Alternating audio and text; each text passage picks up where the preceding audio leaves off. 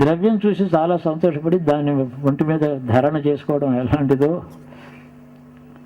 ఐశ్వర్యం లోకంలో ఇంత ఉండి కూడా, భారతదేశంలో ఇంత విజ్ఞానం ఉండి కూడా మనం ఇలాగే బతకడం.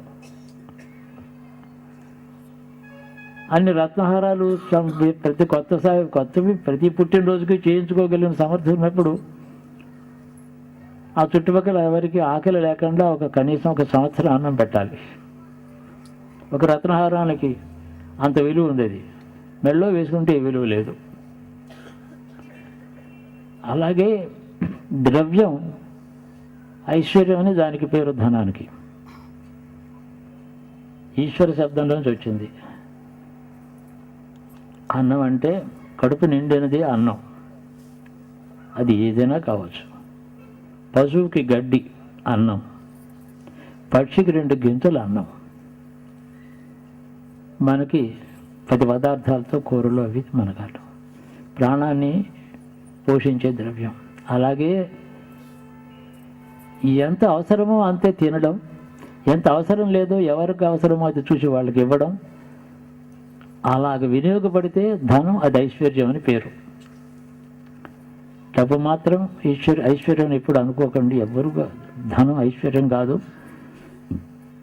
ఐశ్వర్యంగా వాడుకోవడానికి ఉపయోగించే ఒక వస్తువు పేరు ధనం. అది వాడుకుంటే ఐశ్వర్యం, లేకపోతే డబ్బు.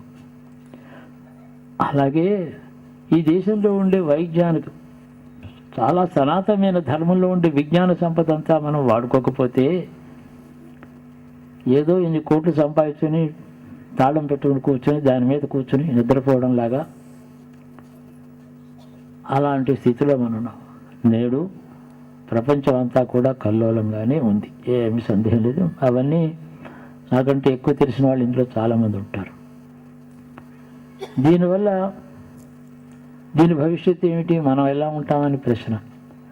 ఇంత వివేకం ఇవ్వగలిగిన విజ్ఞానం ఉంటే దానిని వాడుకోకుండా వివేకం ఇవ్వనటువంటి విజ్ఞానం పరిగెత్తుతూ ఉండేటటువంటి నాగరికత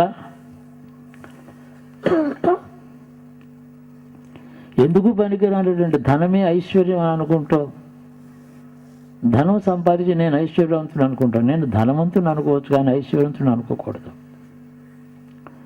ధనం ఎందుకు పనికిరాని వస్తువుని గుర్తించవలసిన స్థితి వచ్చింది. అదేమో హద్దు మీరి పెరిగిపోయింది. వివేకం ఇవ్వజాలన్నటువంటి విజ్ఞానం చాలా పెరిగిపోయింది. మోహం పెరిగింది, అహంకారం పెరిగింది. అదిగో మహాభారత కాలానికి ముందు ఎటువంటి పరిస్థితులు పెద్దలు కూడా ఆవరించాయో, అజ్ఞానం అశక్తత ఆవరించిందో, బ్రాహ్మణులు కూడా చదువుకున్న వేదం చదువుకున్న వాళ్ళు కూడా దానికి బలైపోయారో, అశక్తులైపోయారో, అట్టి కాలం మళ్ళీ ఆసనం అయింది అని ఒక సూచన మనకు కనపడుతూ ఉంది.